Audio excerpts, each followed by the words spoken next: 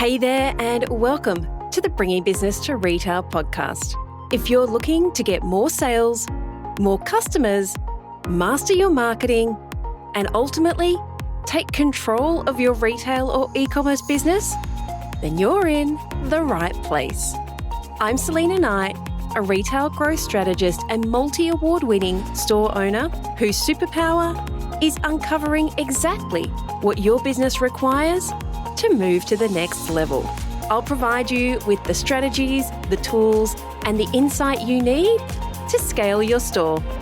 All you need to do is take action. Ready to get started?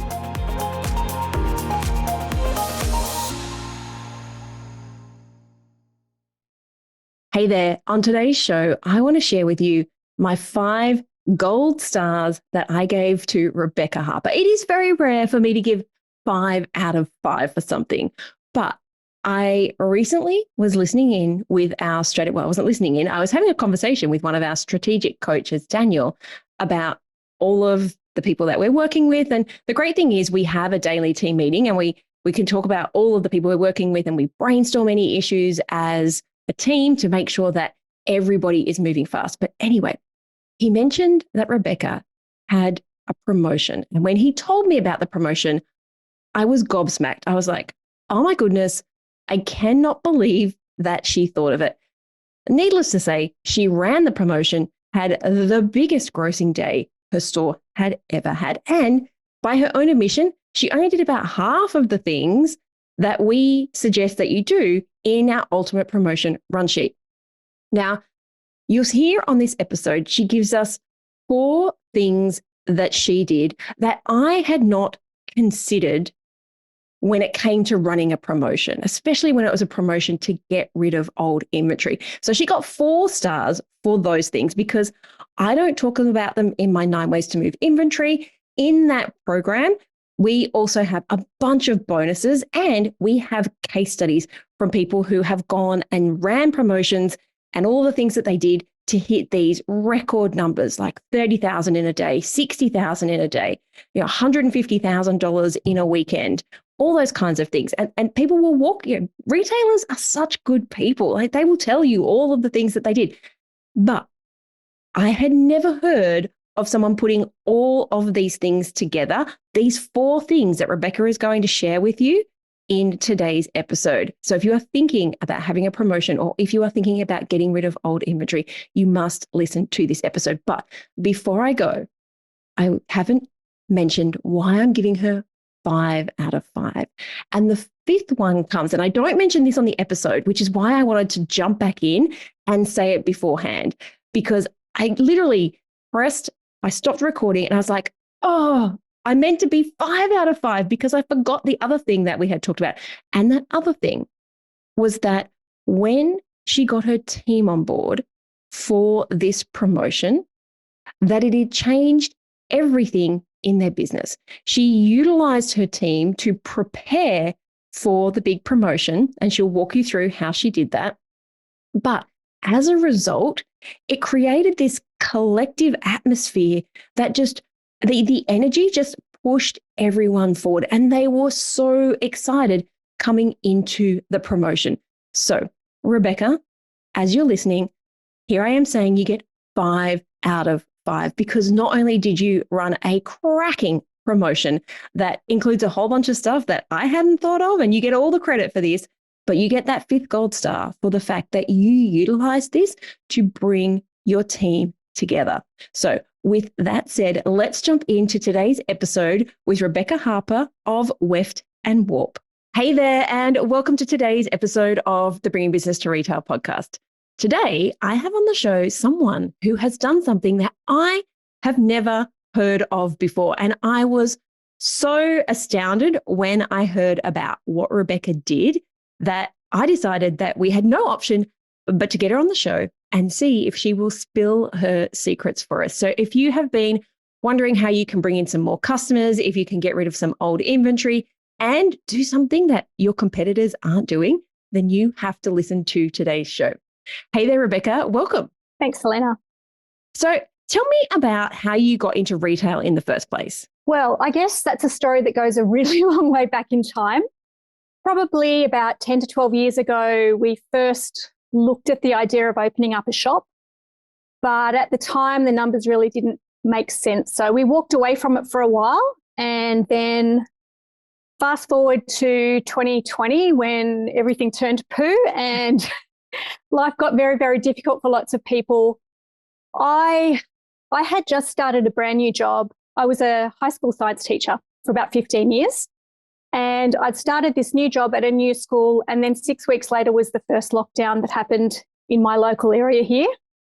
Wow, crash course in teaching from afar. It was because I'd just taken up a management position. It was actually appalling timing because it meant that I really didn't get the opportunity to get to know people who were at the same level as me, and it actually really ruined the job, on a number of levels. But it became increasingly difficult to have that kind of job when all of that was going on. And at the end of my first year in that position, it was the school holidays over Christmas when we have our really long Christmas holiday period. And I went for a walk with my husband to this lookout. It sort of seemed like, I don't know, to me, it feels like a kind of a weird and iconic place to have a bit of an epiphany. But we were having one of our semi-regular, what do you want to be when you grow up conversations. And I love those conversations. Yeah, we have them all the time. You'd think I'm 51 now. You'd think I would have figured out what I want to be when I grow up by this stage. But no, these are conversations that we seem to have reasonably frequently. So I was sitting in this really iconic location that's called Red Hill. And there's this beautiful lookout that's looking out over the city of Canberra, which is where we live. And we were having this conversation and he said to me, what do you want to be when you grow up? And I said, well, you know what the answer to that question is. You know that I've always wanted to open a fabric shop. And what he said to me really, really stuck with me. He said, well, why don't you? And it was really hard to shake that. I have goosebumps right now. Yep. In terms of the location for this conversation, to just sort of wedge itself in my brain as this is where this took place. I will never forget this conversation. And those words, well, why don't you? I could not shake them.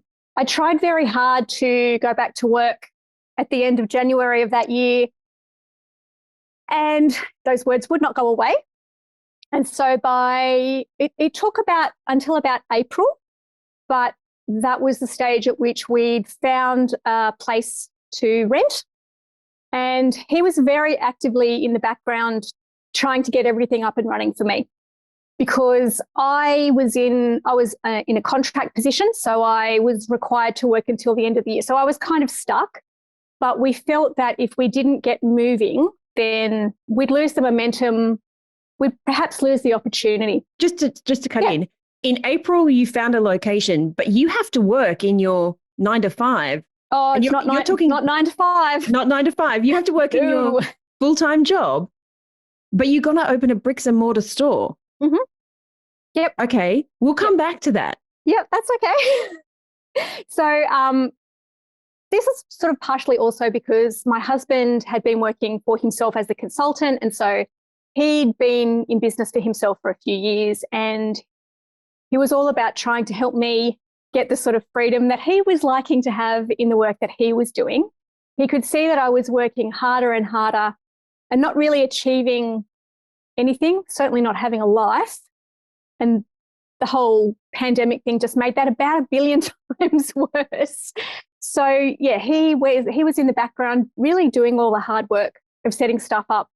He's a keeper, isn't he? I was going to say, it's like the ultimate gift of love, really. The fact that he's done all this stuff in the background to bring my dream to life. And I think we all need that cheerleader. I have always said my husband is my cheerleader. He's not my confidant, or he's not somebody I go to necessarily for advice, because he doesn't feel comfortable giving it to me. He's just there to cheer me on when I feel like I can't do it. But it sounds like your husband not only is a cheerleader, but he's like in their boots and all, making it work for you. He really was. And I think what might have helped with this is when he was growing up, his mum had a similar style of shop. He was also a teacher, and there was a period in the 1980s when she could not get work as a teacher. And so she opened a craft shop where they lived. funny story. Our younger sisters were friends growing up, and I've actually known him for most of my life. That's so sweet. Anyway, I remember his mum's shop because my mum used to work there one day a week. So it's all very intertwined. It's all come full circle. It is very much full circle. So when I was up to my neck in it with my day job, he was in the background looking for suppliers and finding things. And he said that he didn't realize how much of what he'd experienced growing up really stayed with him, because he was looking at things and going, oh yeah, I know what that is. And it was because he'd been exposed to it as a kid, because that was what his mum did. So, and his mum obviously made a go of it, and she made a living from it, because for a few years and she did want to be teaching full time. So she did go back ultimately to teaching, and there were a whole lot of things that happened in the 1980s with tariffs and things in Australia that made the sort of work that she was doing in her shop really not financially viable. And so she was always ultimately going to go back being a teacher anyway. But it was just interesting how he had all these things like the thread that is used for sewing clothing together. He knew exactly what he was looking for. And he said, this hasn't changed since the 1980s. So there were things like that he definitely knew what he was doing. And that was, yeah, I'm lucky to have had somebody that had that background, because he wasn't starting from zero. I just think that's amazing. Like, what are the chances? What are the chances? What are the chances that you've picked? When I opened my store, side note here, I don't really like kids, especially babies. And I opened a baby store, which is just weird. Why? I know, in hindsight. Why is because being pregnant, I had all of these things I wanted, and they did, and it was very eco-focused. And this was, back in the mid 2000s, and we just didn't have that. And so mine was a case of, I've always been ecologically focused, and we don't have these products. Yep. I just want them. So I went off and got them, and it was like, oh, well, I could sell these things. So very, very different industry and very niche. And of course, it was one of those things for me, and I guess this is a different scenario for you, but for me, it was once Lana turned, I think, about 7, I was so disconnected from babies that, and I'd grown the business to the point where it had worked without me, that I was just bored. Yep. Whereas you've opened a business, I'm assuming, with something that you love doing. Mm. Yeah. And that's fabric. Well, I guess it's more than fabric. I would say a really big part of what we do is we actually help people with how they feel about their bodies, because a lot of the time when people walk into clothing shops, they're incredibly disappointed by what they see, because mass production of garments, my life too. Yeah. Just for context, I am 150 centimeters tall, which is 4 foot 11 and a half in imperial. So my whole life, I have struggled with getting clothes that fit me, and not only lengthwise, but from top to bottom, I'm across 3 or 4 different sizes. So I'm actually a normal human being. And I think one of the really important conversations that I have with people is, you have the body you have, and there's nothing wrong with it. It's carried you through life. The issue is that the people who are manufacturing ready-to-wear clothing are making them for a really narrow range of body measurements. Yeah, a very, very small portion. And like you said, that makes us feel terrible. I'm the same. My waist is much smaller than my hips, and I'm forever trying to, belts just to keep your pants up kind of thing. Yep. And it does make us feel terrible within ourselves. So that carries through. I want to find out how that carries. Yeah. I've got so many questions here. I'm just going to write. I'm going to write that question down and come back to that one. Okay, continue. I'm just trying to think. Where were we? Yes, I was. You make people feel better about their bodies. I really like to, because humans have evolved to wear clothes, and it's not frivolous to say that people deserve to have clothes that fit them. It's a matter of safety. If your clothes are too big, then you are in danger. If they're too small, then obviously you're not going to be comfortable. It's not a frivolous thing. It really can make a difference. And to me, I did a style course many, many years ago. And for me, that was not just about color and body shape. It was about bringing your personality out into the clothes that you wear. Yep. And it's amazing once you understand what works for you how different clothes become and how confident you can be when you look good and you feel good. And the shops today don't make us feel like that. No. And so many people who walk through my door have that same experience. And it's not just, I mean, I would say we have some very definite extremes of ages who walk through the door here. So we have quite a few people who are at retirement age or approaching retirement age who are finding that they've got more time on their hands and would like to either learn to sew or to relearn how to sew and make clothes that fit them. So that's one group. We've also got a whole lot of millennials who are super interested in minimizing their impact. That's my daughter. My daughter's not a millennial. My daughter's 15. No, but still, she's a conscious person and knows what's happening in the world. Yep. She's just started trying to make her own clothes. So we have a lot of people who are very, very aware of trying to minimize their impact. They are conscious of the whole fast fashion cycle. And once you start making clothes for yourself, you realize exactly how long it takes. And that if you're buying a $5 t-shirt somewhere, if you're not paying for it, then somebody else is. Somebody else is. I know. Yeah. And you just sit there. My daughter will actually say that when we go shopping. We do a lot of thrifting. Yeah. But she will go shopping and she'll be like, I don't understand how they can sell it, because she understands cost of goods. And she's like, by the time that the store, puts on their margin and it gets here, like it must have cost cents. And then, and the person who sold it is still making money on that. So how much did the person who made it get? So the person who's the most vulnerable in the whole chain is the one who's ultimately paying the price. Yeah. Yeah. And that's something that we have to change. Yeah. And look, I know that what I offer here is not for everybody. I know that because I very deliberately source my fabrics mostly from Europe.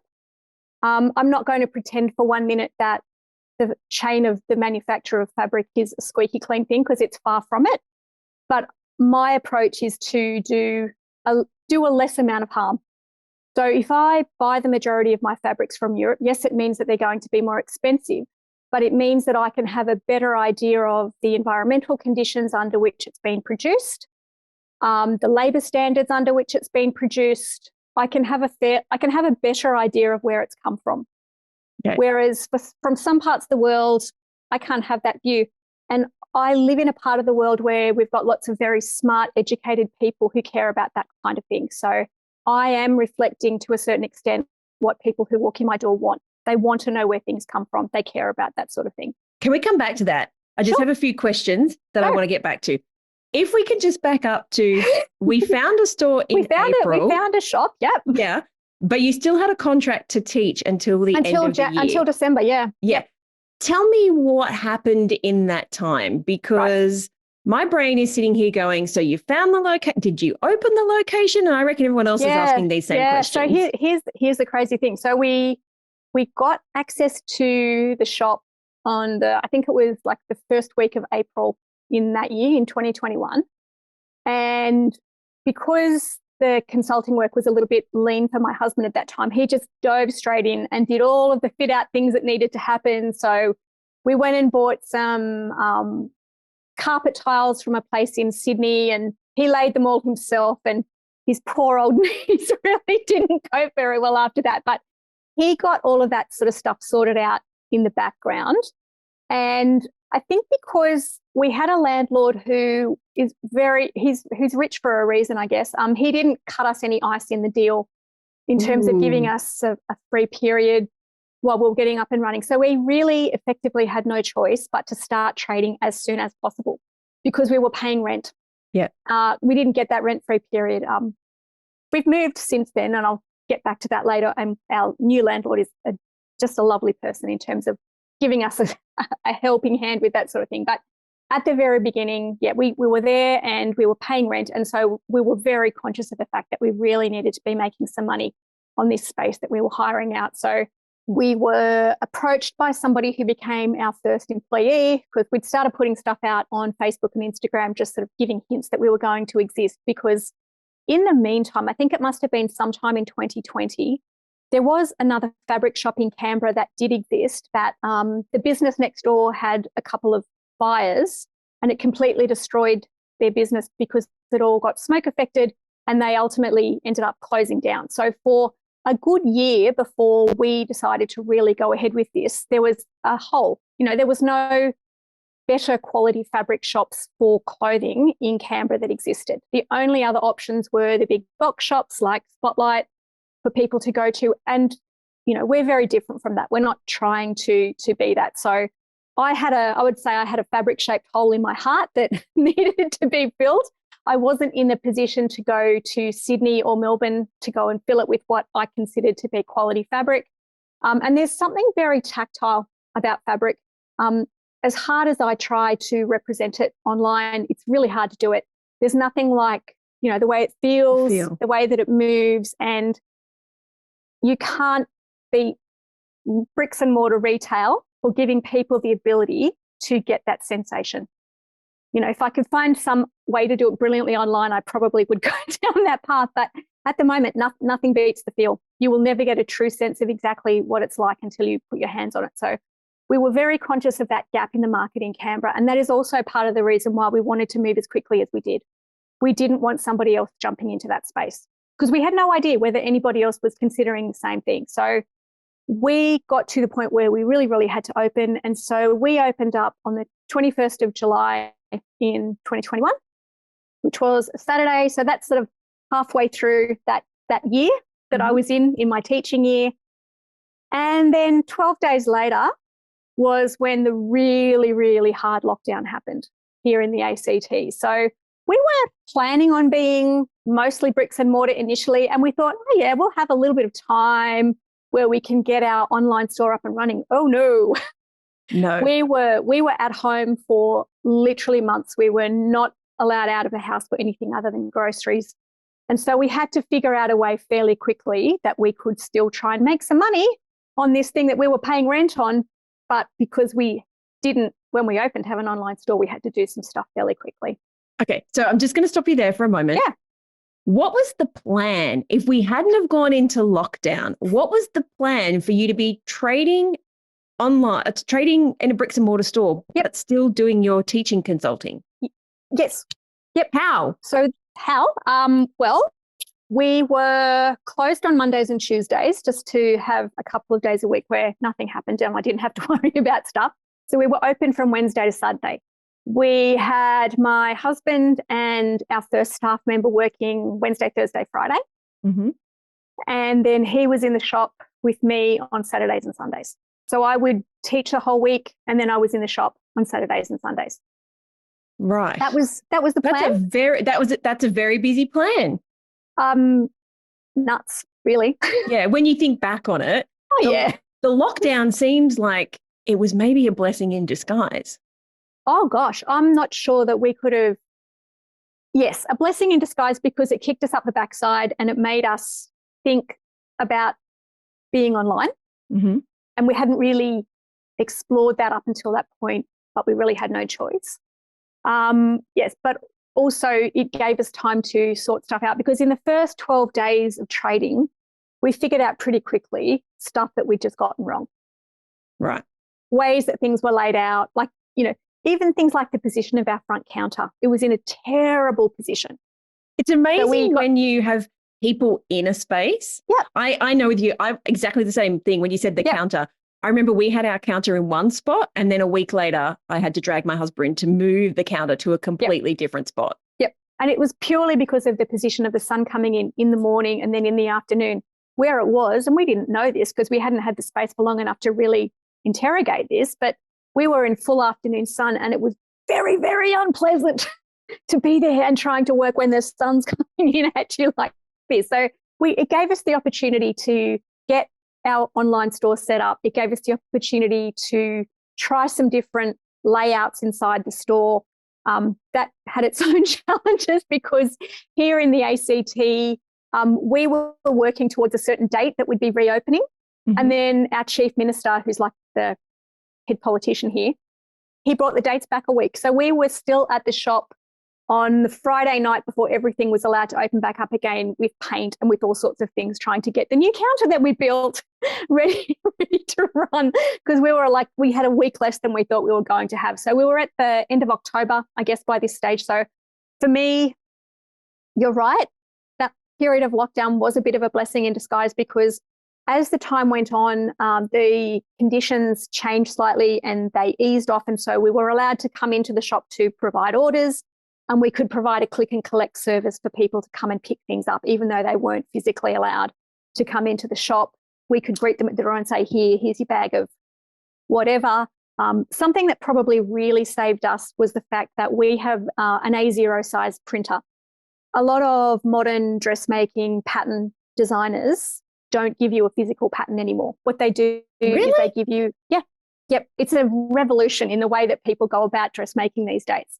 You don't have to go and buy your little pattern envelope like you might have done back in the day. And I think the patterns are a lot better. A lot of them are, but they send you a PDF file, which you can then either print at home if you have a printer, or you can send it to me and I can print it off in A0 format for you. And so that the A0 printing service was something that really, really saved our bacon, because people were doing a lot of sewing because a lot of them didn't have many other things to do. What else are you doing in lockdown?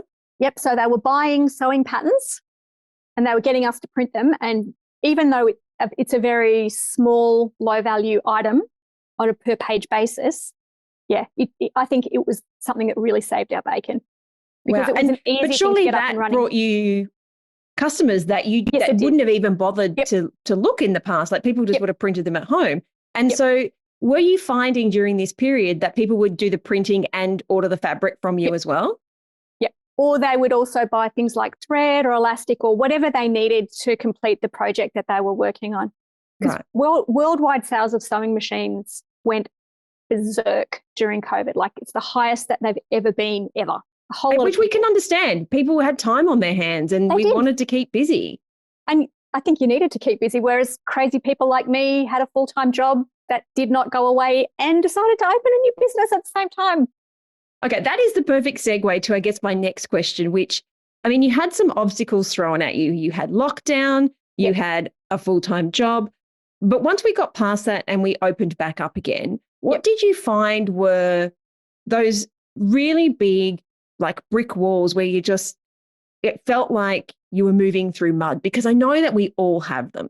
What were yours? I still think, by the time we opened back up, I still had a good 6 or 8 weeks where I had to still be a full-time teacher. And you're like, is this contract ever going to end? Well, see, and I guess the other complication was I was in a management position. So I was also looking after a whole lot of people at the same time, why? Anyway, so I don't think I really got my head fully in the game of this business until the week before Christmas of that year, because that was the point at which I detached from being a teacher. And the very next day I came and started working here full time. So from, about the 20th of December in 2021 is when I started full time here. So I'm guessing Christmas probably you had a few days before the Christmas break, which is a big thing here for us because that's our summer holidays at the same time. Yep. Did it feel like a whole bunch of realization slapped you in the face, or were you still in the honeymoon phase over that Christmas period? I don't think I was in the honeymoon phase. I think realistically, it took me, I'm going to say, a good 6 months of being here full time to really, really get over a whole lot of things. I would say there was a fair bit of trauma associated with the previous couple of years and work and all sorts of things. And so I don't think I was particularly great at what I was doing in the first little while. I was certainly still trying to figure things out, and we weren't that big at that stage.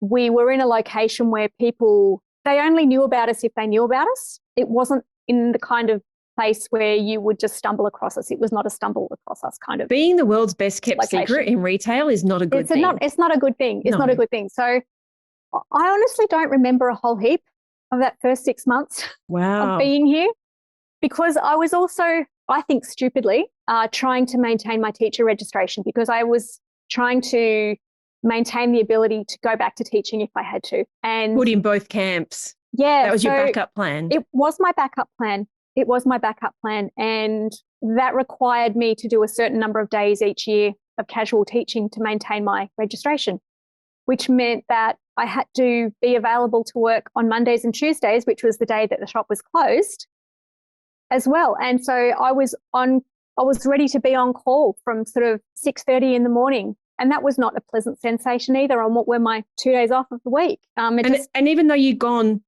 boots all in, you still weren't. So it sounds like, so that was for 6 more months after you went all in, you kind of weren't all in. Oh, no. And how do you think that affected the business?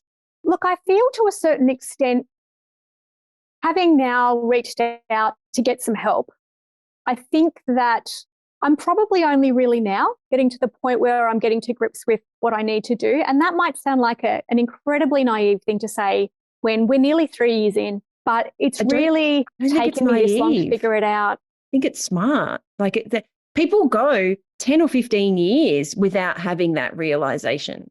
I think, I've said this to Daniel and I've said this to a few other people. I wouldn't have dreamed of stepping inside a classroom with a bunch of teenagers without having some sort of background or qualification or knowledge. What the hell made me think that I could walk into retail and know what I was doing? Like, I almost feel for the amount of things that I've learned since joining your program a couple of months ago, I have learned more in the last 2 months than I did in the last 3 years. And it's eye-opening to discover how much I didn't know and how much I still have to learn. And once again, back to why was I thinking I could just common sense my way out of this? Because I don't believe in that. I'm a facts person. You're a teacher. And I'm also a scientist. So it's like, what made me think that I could just walk in here and know what I was doing? I mean, I think the naivety, I look back and say, I had a degree in business, and I'm going to tell you, it made no difference to me opening a business. No. I failed accounting twice. It took me 3 goes. And it was funny because it wasn't until I opened my retail store and I remember sitting at the counter with an Excel spreadsheet going, oh my God, it's money. Yeah. All those numbers were money. And I just wish somebody would have said that to me, and I probably wouldn't have failed the first 2 times. But when I realized that double journal bookkeeping was just money moving from one account to another, it made sense. Yep. And I'm like, why didn't someone tell me that? So, okay, let's fast forward to you just said when you reached out to get help. Why did you reach out to get help? Yeah, look, I think that's a really good question. Because for a variety of reasons, my husband has decided to go back to paid employment. He was finding consulting very lonely, and the peaks and troughs of the money that you make with consulting, he just wanted to do something that had some steady income. So as of January this year, he's back in a full-time job, and it's been pretty tumultuous for him, I would say, because he's now in the boss position, because his boss had a little meltdown. Anyway, so he's got a lot on his plate right now. He certainly does. And I can imagine, as much as he wants to be your cheerleader, he's kind of got stuff he needs to deal with. And I need to also not be leaning as heavily on him, because I know that I have most certainly been doing that for the majority of the last 3 years. So the whole change of employment for him has meant that he's had to withdraw, and it's made me really see the places where he was holding things up for me. And I don't mean holding up by stopping. I mean holding up as in supporting and letting us do the things that need to happen. And so I've been learning about all of those things that he's just been doing in the background without me really fully appreciating what has happened. But I also look at it as a really fantastic opportunity for me to take the reins and for me to be the one who's in charge and to make the decisions. Because it's your business. And for it to become my business. Yeah. So I do think this is a really useful opportunity. But in all of that, we are still doing all of the things. And I know that that's something that we need to move away from. It needs to be getting the kind of expert assistance in various areas. And we haven't done that yet. But I know that it's something that we need to do. And this is all of the things that I'm learning that I really need to reach out and ask for help.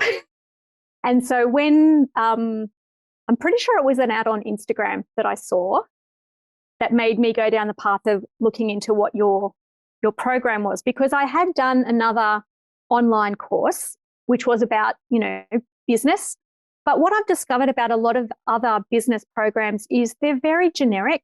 And I think that they are much better suited to online-only businesses or to service-based businesses, or maybe people that have a really narrow offering. And service-based businesses are so different. Their overheads are different. The staffing is different. The way you communicate your offer and the types of offers that you have are so very, very different. So when I saw something that was offering me really specific support appropriate to the kind of business that I have, it's like, yep, okay, let me have a look into this. And then I would say I started doing a whole lot of binge podcasting of going back in time and listening to various podcasts. If you're going to be working with someone, I mean, this is like a sound part of my research. This is the research, because here's newsflash. If you think you want to work with somebody and you say to them, can I get some testimonials? We're only going to give you the good stuff. It's gatekeeping. And so all the testimonials in the world aren't going to help you in terms of making a decision. Sure, you can go off and look at reviews and see, but even reviews are really difficult because you don't know if that person showed up and did the work. Like you don't know both sides of the story. And I think it becomes really, really difficult because you have to want to gel with the person and you have to understand what you need and what they can give you. And I think this is where you are obviously very, very savvy here, but I think this is where a lot of people fall down. I know that the way that I communicate and our 3 core values are bold, knowledgeable, and insightful. So every person in this business is picked on those 3 core values. And so the people who work with me are going to portray the same types of things, the same types of communication and the same values, and of course the same type of information, because that's what we do. Now, that's not for everyone. I know that we're not for everyone. Some people want the fluffy camaraderie. I'm part of a community and I've got all these people standing by my side, the cheerleaders like your husband and my husband. But we're like, you know what? Here are 3 things you need to do. Go and get them done. Keep it real. Keep it real. And that doesn't have to be for everyone. So going and doing that research you get all the gold stars for that, because that is the only way you're going to decide whether something is aligned with what you need and the way you want that information delivered. So the way that I sort of first signed up was the 9 ways to move your stock. I think that was the one. So that was really where the idea for the secret sale. Which we've been talking, but we haven't even got to that yet. We're going to have to fast forward. That's really where that had its genesis, I would say, because there's all of these things that sort of happened around about the same time. So this would have been sometime in April, all of this, because it doesn't feel like it's very, very far in the past, because it's really, really not. But I signed up for the 9 ways to move your stock, and it was just so refreshing to see different ways to move things being discussed, because up until this point, every time when we'd had a sale, it's been a percentage off, and you're always getting those people who are completely discount hunters who are not loyal to you in any way, shape or form. They only want to get the discount, and they're not really the people that you want to be attracting longer term as your good customers. They're great for just offloading stuff that you cannot move.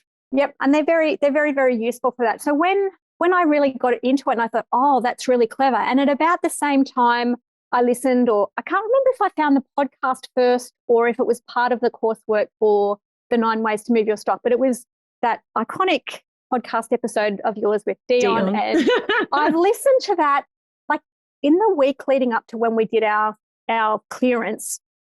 I would have listened to that maybe 3 times, just because I was really trying to pick up on the details of things that she did. So I was continually adding to my little arsenal. Oh yeah, I must do that. I must do that. I must do that. But so when you say to me that you think that this is something that you'd not seen before, I just felt like I was copying Dionne's playbook. Oh, but you didn't. You took it and you made it your own.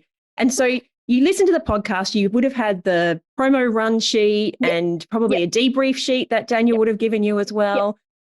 You had all of the things, but tell us what you did differently. Your secret sale is something nobody else here has done before, or not that I have heard of.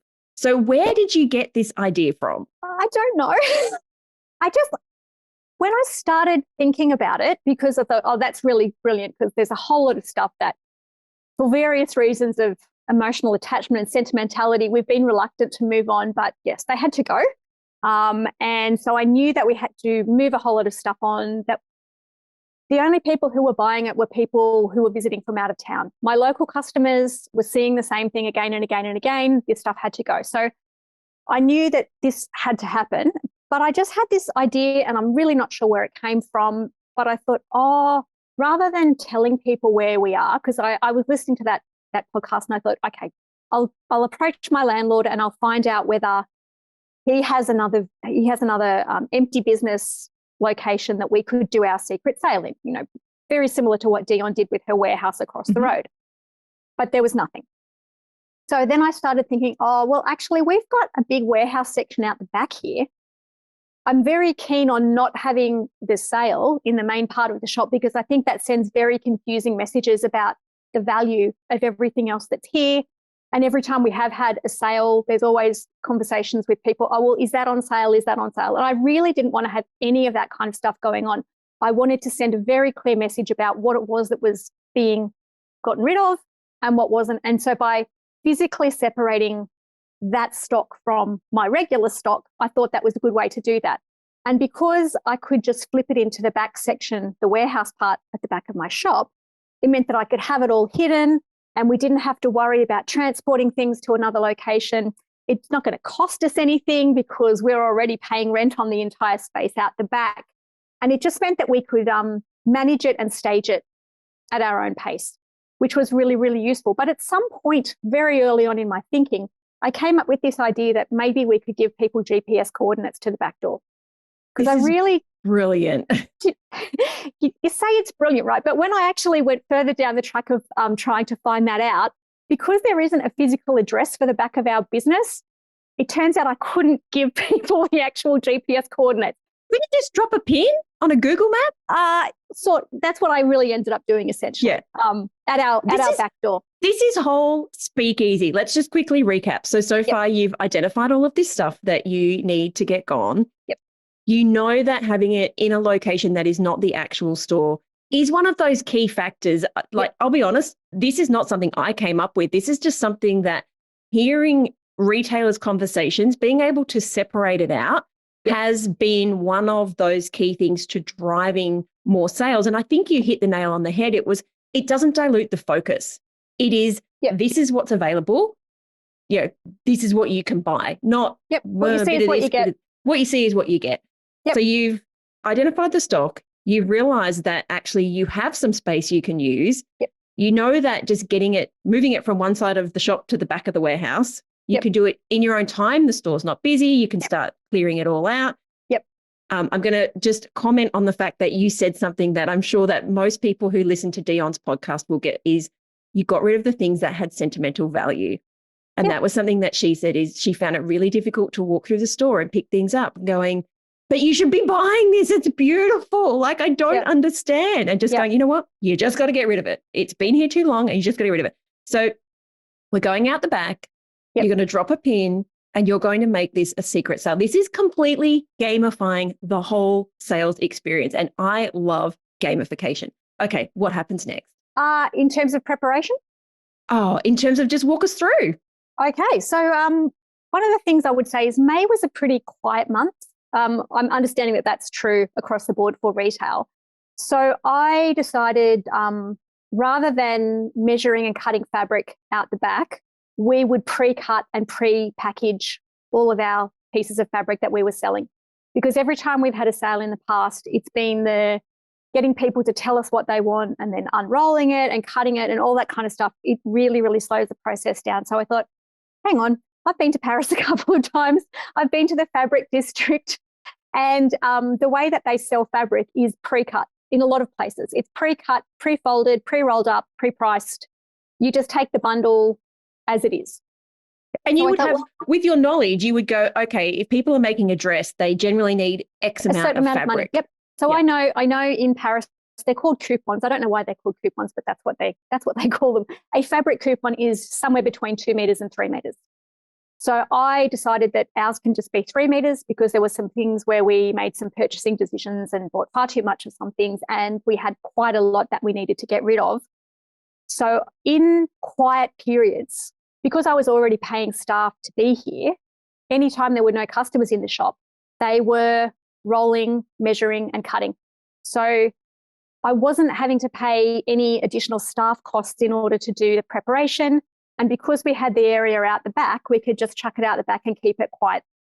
You know, people didn't know that all of this was going on. And that to me felt like a real power move because I was already paying the money for people to be here and they were really, really engaged in what they were doing at that time. We could all see that we were working towards something that was going to be quite valuable and quite useful. So I had probably about 3 weeks worth of sort of time here and there where I could get my staff to do that side of things. In terms of making it, I'm just consulting my notes here. I didn't actually send out an email until about, I think it was the 8th of May, which is like 11 days before the event. Okay. And I was pretty vague about it. I just said, save the date. We're getting together with one of our suppliers to do a warehouse clearance. Now, the supplier also happens to be my husband, who set up a little importing business on the side to bring in some bits and pieces that we couldn't get in Australia. And the easiest way to do it was just for him to set up another company. So is that fabric as well? No, it's other bits and pieces that are, I would say, adjacent. Okay. Tools and little accessories and things that help with the sewing process, but not just sewing, but knitting and crocheting and quilting and a few other things as well. So by doing that, it was hoping to broaden our appeal to other people at the time. Bring your crafty friends. That's exactly what we said. We said, save the date. By the way, we're going to be having all these other things because we're joining forces with our supplier. Tell your friends. I just gave a date and a time, but I said, I'm not telling you where it is at the moment. You're just going to have to stay tuned for details on that. And then the next one was a week later where I said, Paris style fabric shopping comes to Canberra. Ooh, I love that. Yep. And that was part of my whole cutting the fabric into the small pieces. I was very aware that I did not use email anywhere near as much as I should have. And that is because I just ran out of time. Like this was all coinciding with things being particularly tricky with my husband's work at that, the couple of weeks beforehand. Everything was just a bit chaotic. So I did what I could do and it was okay. I would have liked to have done more, but what I managed was okay. So the day after that, I sent one about dressmaking mannequins because we had some and they'd been very slow to move. They were expensive. So we said we're going to be selling them half price. And then that really attracted people. I had people coming from the south coast of New South Wales, ringing up in advance just to check whether they would have any in stock to see whether it was worth their while coming to the drive. So that attracted a lot of people. I then sent one about the weather forecast. And each time I sent one, because it was a cold day. Brilliant. It was a cold day and we had all of our doors open. So I said, you want to make sure that you're going to be nice and warm. So but that what was a great way to bring the intrigue and to tell people about the sale without telling the people about the sale. I love that. Yep. And then we certainly didn't sort of give any photos or anything until the day before, where we took a photo of a massive pile of fabric and that was part of it. But each time we sent an email, we did a little tiny bit of a drip feed of a bit more information about where things were, which I think it helped. But then there's always people that don't pay attention to it. Because we've got our very large format printer, we were able to print out a huge poster, which we stuck in the front window of our shop on the day. And it even had a lovely picture showing people exactly where they had to walk around the corner. Yep. That's exactly what we did. And I was talking to one of there are tenants upstairs from here. And one of the guys was talking to me and he said, oh, you do know you had all these people at your front door and they looked and they said that you're closed. And he said, I pointed them to the poster. It's amazing how some people just don't look at things. Oh, yes. Yes. So, we possibly did lose sales on that day from people who came to our front door and saw that we were closed and didn't see the poster, even though the poster was enormous. It was huge. Okay, so note to self in your debrief form, hire a teenage child to wave people around the corner. Not a bad idea, but I was lucky that the guy that has the business upstairs was able to do that for me. So thanks very much, mate. But we also had a lot of street signs posted onto telegraph poles and things around the corner, which was where people were. So we showed people where they could park and where they needed to come to. And we showed back door, like a picture of the back door of the like got a roller door out the back. We showed them that sort of thing as well. But it was a drip feed. And I think what really worked well on Facebook was my husband put a post, like an event on Facebook, and it was linking to us. And that had much more of a broader appeal to a range of non-garment sewing people. So I think sort of pooling our resources and pulling people in from that's great. And I don't know that we've really had worked. that from any. So you've got like two little tips here that I don't know that we've talked about before, which is pooling your resources, because then you get to leverage both sets of audiences and potentially bringing somebody in who, and I mean, crafty things, I'm just sitting here thinking crafty things would be like, oh, I'm going to take my friend Sue, who maybe wouldn't have come without me, kind of thing. So you've managed to not only broaden two audiences, but then to take that next step out, like that next point of communication and bring those people in. So on the day, how did it go? How did you manage? Well, it was manic. in the first hour, I could hear people milling out the back before we opened the doors. We love that. Yeah, that was quite exciting. So we could hear the buzz going on out the back, which was really, really fun. I had, as per Dionne's playbook, I had all these really big plans to continually do little drops on Facebook and Instagram and email and things out throughout the day. That didn't happen. Just too busy. I was too busy. I guess like the thing about having pre-prepared everything the way that we did, it meant that not only was I taking advantage of my staff prior to the event for preparation purposes, but on the day, we only needed 4 of us here. So we had. And I can imagine you sold more because people people weren't wasting time lining up to get fabric cut. No, and we were really, really conscious of pushing people through the tills as quickly as we could. So we took, we've got 2 point of sales in our main part of the shop.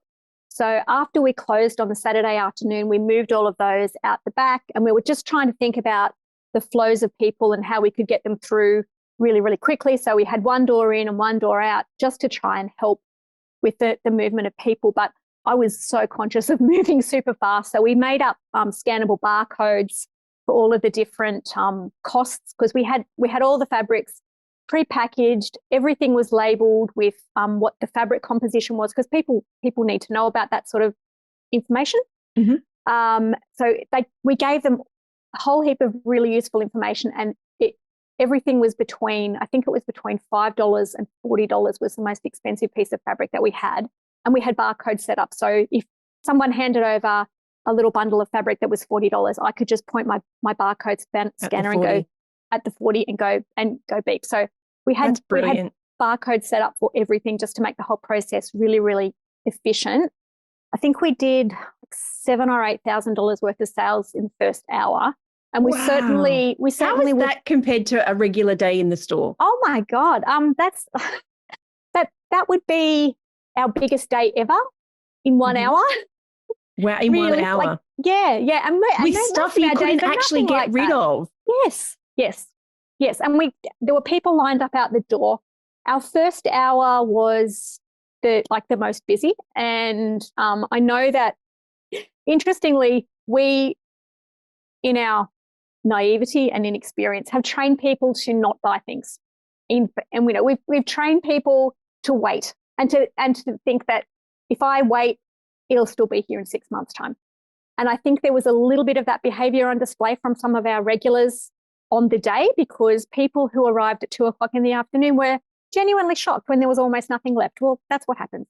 If you hang around and wait, things won't be here. And this is what I want to try and break, that training of people. Yeah. And I guess that realization for you was, how much money have we lost because we have kept this, I say this over and over again, but people get bored and they get complacent. And if you're not changing your stock out, then they're going to have this expectation, oh, I won't buy it now, I'll wait a couple of, it'll still be there. Yep. Whereas, and I want to break that. I don't want that. And we have to take that, that key away from what big business does. And big business doesn't still have jumpers in their store in the middle of winter. Like, we're hitting winter now, and I can guarantee in 2 or 3 weeks, we're going to see summer stuff in our stores here. And because they know that it takes a period of time for them to move the stock. Yep. And we all sit there going, why can I buy swimmers in the middle of winter? It's because they know, well, one, it's their, their ordering and their movements to get the product in, but it's also exactly what you said. It's to get the shoppers in the mindset that this stuff is not going to be here in a few weeks' time. If you want it, you need to buy it now. Yep. And I think people were very much of that mindset on the day. They knew, especially people that were regulars. And especially when it was pre-cut. Like it was like, this is it. This is all there is to buy. This is all there is. You take it now or you don't get it. Yeah. So we probably got rid of, I would say, about 90%. Congratulations. Of what we'd cut, which was really good. And I haven't gotten rid of all of it yet. That's still a work in progress. But I know a couple of textiles teachers around the place, having been a teacher. So I've donated a fair bit to a couple of local schools. And my plan is for most of the rest of it to just get donated to a couple of charities around the place. But yes, it's such a weight off my shoulders to know that I'm never going to see some of that stuff ever again. Let's quickly talk through that. Did you know coming into the sale or coming into to working with us, because we've only been working with you for like a couple of months, 8 weeks, not very long at all, and you've already, I'm going to go so far as to say you've probably nearly made your investment back just from that one sale, like gotten very close to it, which is great. I love it when people can do that. But what I wanted to say here is going into that sale and even maybe coming into working with us, did you know that weight existed? Yeah. Okay. Yeah, I did. Daniel likes to tell me that I'm a little bit refreshingly frank in my appraisals of what I do and don't do well. Yes, I knew. But I think it's also to do with me stepping up and taking on more of the leadership around here and taking it off my husband, that I just have to make these decisions. And yes, we did spend that money, but it's not going to come back to us if we just continue to make it stay there in the naughty corner and continue to be here. That money is spent, that money is gone, and we need to try and get at least some of it back in some form so that we've got the ability to move forward. But so in yes, the I was aware. In the process of doing that, you have, one, made it fun for your customers. Yep. Two, you've expanded your reach, and I'm sure you collected a whole bunch of new email subscribers and new followers. Well, I would say our current system is limiting us with that. So I wasn't trying to collect emails on the day, and I know that is a particular area that's one of the ones that I need to work on. So I'm not sure that we got more, but more followers on Facebook and Instagram, definitely. Okay. That just hasn't translated onto my email list yet. Yet. I'm sure there's a plan for that. There will be. Okay. So you've had the sale. I'm sure both you, your husband, and your team are just exhilarated. Yeah. What did you do afterwards? How did you celebrate? Did you celebrate? No, we haven't yet.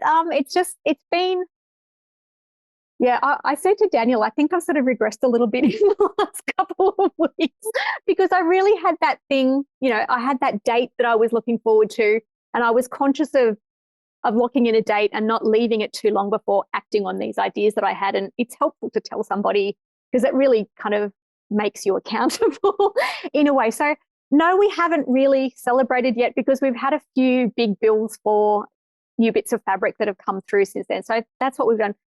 Did we have takeaway for dinner that night? Yes, we absolutely did. That was probably about the limit of it, but we do have a little holiday planned in a couple of weeks' time. So maybe that can be our celebration.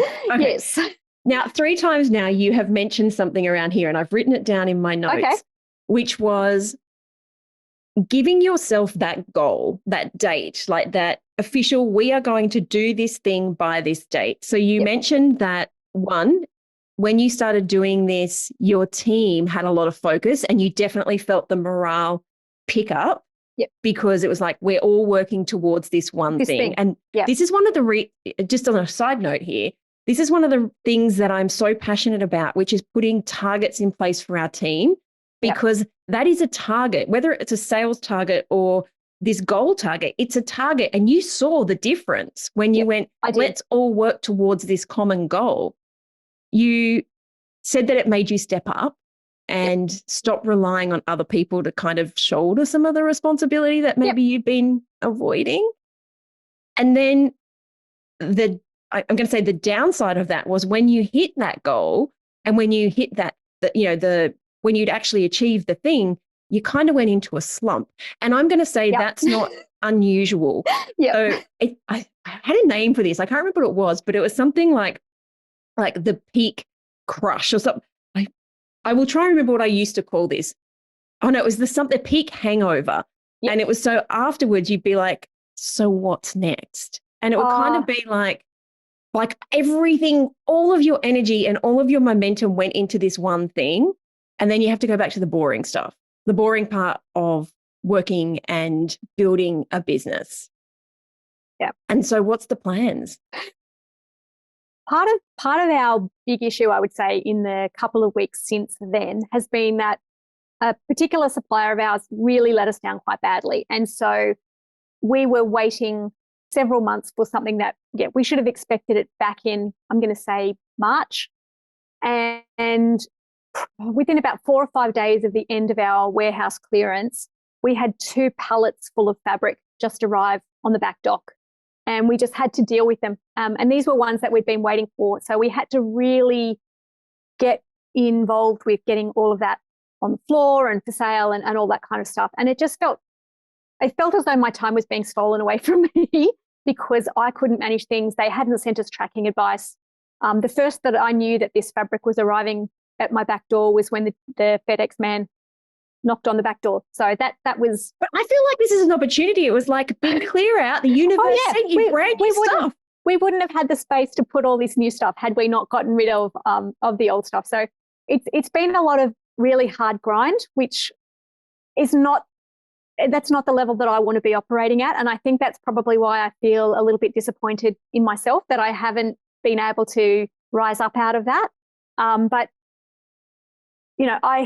I am working my way through the scale your stall stuff at the moment. And I know that I've got a lot to learn and a lot to do, and I've just got to take it one step at a time. And I can't expect to get to the level of knowledge and understanding and experience. I can't snap my fingers and have that happen. It's going to take me some time to get to that point, and I'll have to work incrementally through things to get through this seemingly long list of things I need to do to get my business to where I'd like it to be. That's very insightful. But it was a good starting point. Yeah, it was very insightful. And I think the fact that you even realize that is setting you up for success, because so many people want to just click their fingers and business gets better. But business growth is done in the boring stuff. It is the day-to-day, looking at the inventory, looking at the numbers, checking subscriber lists, planning out marketing. It is just like business can be exciting when I always say business is exciting when you can get past the grind that is making sure the bills are paid. Once you know that you have built a business that is sustainable and the money's coming in, then you get to do the fun stuff. Yeah, and look, I feel we're still on a tipping point with that. Well, it's only been a few weeks. I know. No, I mean, it feels like we've been on a tipping point for maybe a year. So I really want to move to that next level. I don't want to be on that pivot point.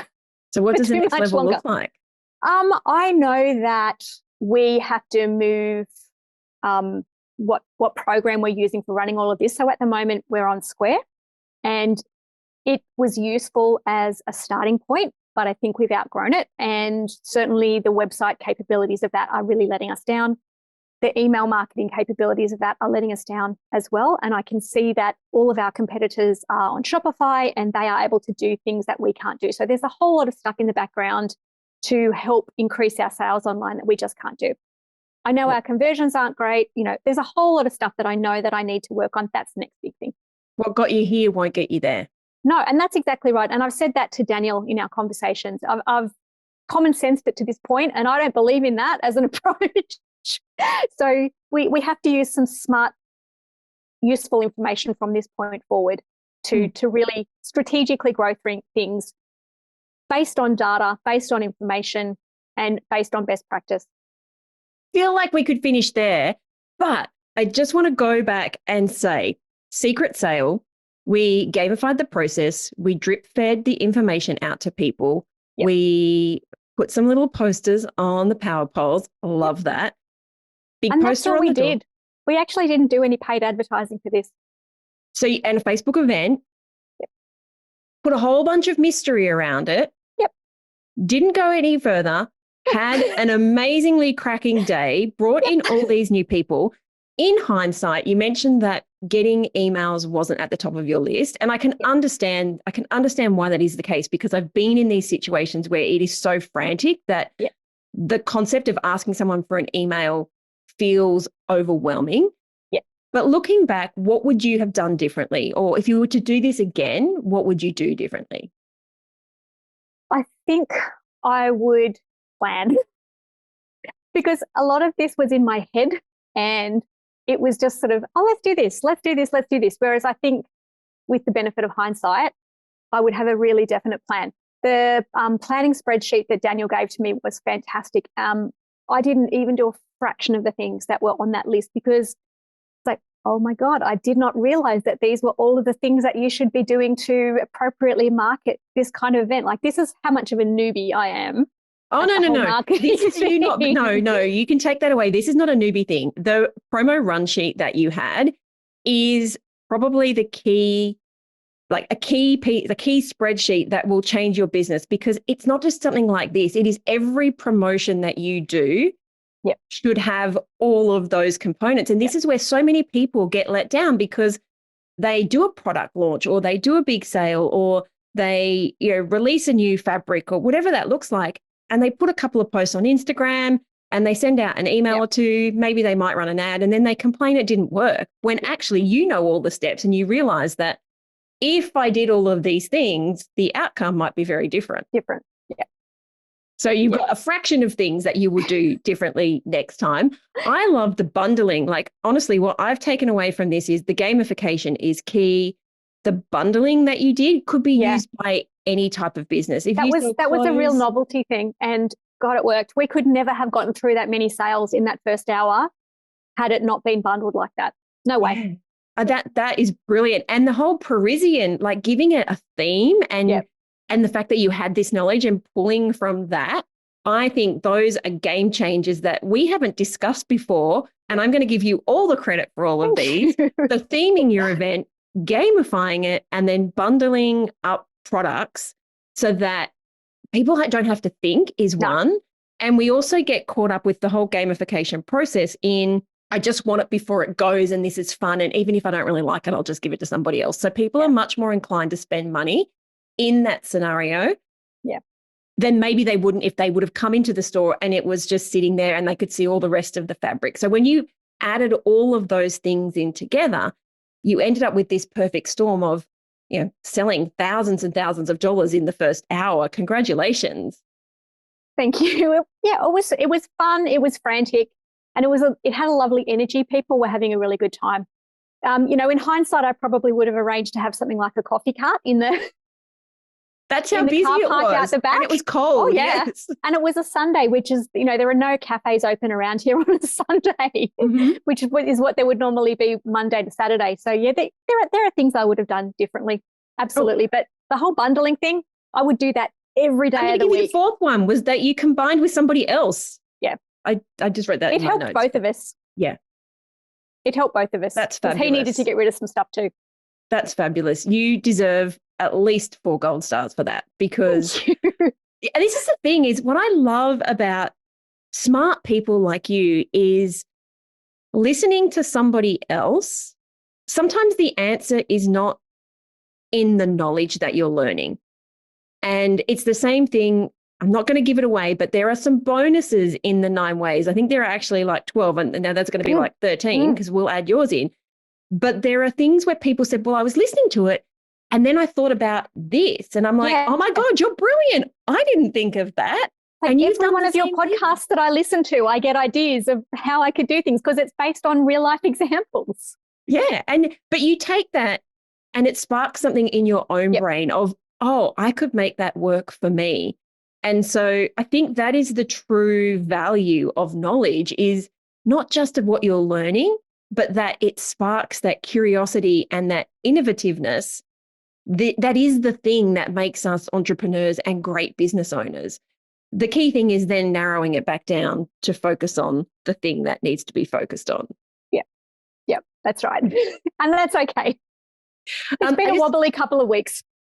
I just have one last question before we finish up. And thank you so much for sharing all of this. But my question is around, like, what's next for your team? Like, what have you taken away from this exercise and potentially what you've even learned in the last couple of months that you are going to put in place, if you haven't already, for your team as a leader? I think one of the things that I feel like I've been given permission to accept is that what staffing requirements I may have had in the past are not necessarily a reflection of what I need moving forward. Yeah. I think I had labored under the misbelief that I should be doing all of the work, and I know now that that is very far from true. I need to delegate a whole stack more. And I do currently have staff, but whether they are the people to carry the business forward, because we've had a fairly seismic shift in the last year. We've moved to a premises that is a double the size of what we had initially. And that has changed the number of people coming through the door, the amount of money that we make, just everything has changed. What hasn't changed is the staffing, but maybe it needs to. And maybe I need to be thinking of different ways in which I can be getting the best out of my people. And that is definitely a challenge moving forward, just to try and figure out what it is that we need to give the people who come in here the sort of service that they need, because I'm really, really passionate about that bit too. That's another, what got you here might not get you there. And it doesn't mean that the thing was wrong. It just means it was right at the time. Have changed. Yeah. Our needs have changed. You're growing. And clearly you're growing as a leader to even be able to see those things. And I'm going to reflect this back to something that you said right at the beginning when you opened the store with the sun coming in your eyes, which is sometimes you got to live with it for a little while to find out. And then you put some blinds up. And then you put some blinds up. And it's the same thing. Maybe you'll find strengths in your team now that you can identify them that you didn't even know were there. Or maybe I would agree with that. Or maybe, it's time to move them on to something that they're going to enjoy more. You never know until you come back as a leader and go, this is what we need. Yeah. And I think I really need to delve into that world in a way that I haven't yet. Okay. Do you have any last words of wisdom for people who are thinking, this lady is very, very smart and I'm going to go and put my secret sale in place, whether it's about the sale, whether it's about leadership, whether it is about running a business or life in general? Like, what's the one thing, if people were listening to this, you thought, I just want you to know? I think you should always be willing to reach out and get some help and some expert advice, because common sense will only get you so far. And there's a point at which you really, really need to be relying on data and other systems. Systems, I think, are going to be really, really key to helping you get to that next level. And that's what I'm very keen to get embarked upon. I was so keen on getting rid of all of that stock, but now I have to embark on the really hard work now that I've had that little mental load removed of putting in place proper systems and really leveraging the data that I have to learn and to move forward. You are so insightful. You are living up to one of my core values, if not all of them. But that one in and of itself, if we can't be insightful of ourselves, then I think it becomes very difficult to be a good leader and to grow our businesses. Yeah. So Rebecca from Weft and Warp, thank you so much for sharing all of this with us. And thank you for giving us a little bit of time of your day to give people that advice and maybe that inspiration that they need to change their businesses. Thank you. So that's a wrap. I'd love to hear what insight you've gotten from this episode and how you're going to put it into action. If you're a social kind of person, follow me at @TheSelena and make sure to leave a comment and let me know. And if this episode made you think a little bit differently, or gave you some inspiration, or perhaps gave you the kick that you needed to take action, then please take a couple of minutes to leave me a review on your platform of choice. Because the more reviews the show gets, the more independent retail and e-commerce stores just like yours that we can help to scale. And when that happens, it's a win for you, a win for your community, and a win for your customers. I'll see you on the next episode.